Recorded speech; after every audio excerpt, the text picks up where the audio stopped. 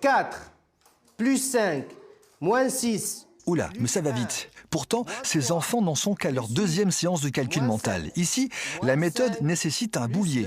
Et à tous les coups ou presque, les participants ont la solution. Résultat? Très bien, bravo. Des fois, je me perds un peu avec le boulier. Il va pas un peu trop vite, le prof? Des fois, il dit qu'il va pas vite, mais il va quand même un petit peu vite pour moi. Moins 3. Depuis 2016, dans le quartier Chambert, Zahra et Abdelaziz Faez partagent leur passion pour les opérations de tête. Cette gymnastique développe la communication entre les deux hémisphères du cerveau et ses vertus vont au-delà des maths. Lina? 21. Bravo. C'est une généralité de plusieurs bienfaits pour le cerveau. C'est concentration, meilleure mémoire auditive parce qu'il faut qu'il entende les chiffres plus vite et il faut qu'il transforme en boules.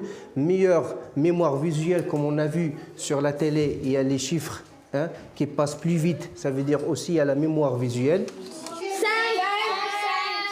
Au départ, je croyais que c'était une torture, les maths, mais en fait, c'était carrément un jeu, oui. Et lorsque les enfants progressent, ils remplacent l'action sur le boulier par une gestuelle précise. Plus, moins, plus, moins, plus, moins. C'est à ça que sert le geste.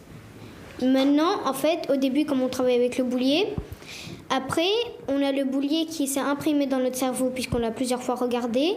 Et puis après, quand on fait les gestes, c'est comme si on touchait le boulier, mais le boulier virtuel. Et c'est parti. Le chêne et le roseau, le chêne un jour dit au roseau. En s'entraînant 15 minutes par jour, Amine et Yacine sont capables de réciter une fable de La Fontaine tout en additionnant 25 chiffres qui défilent à toute vitesse. Tout est aquilon, tout me semble Zéphyr. 143, oui. Vérification.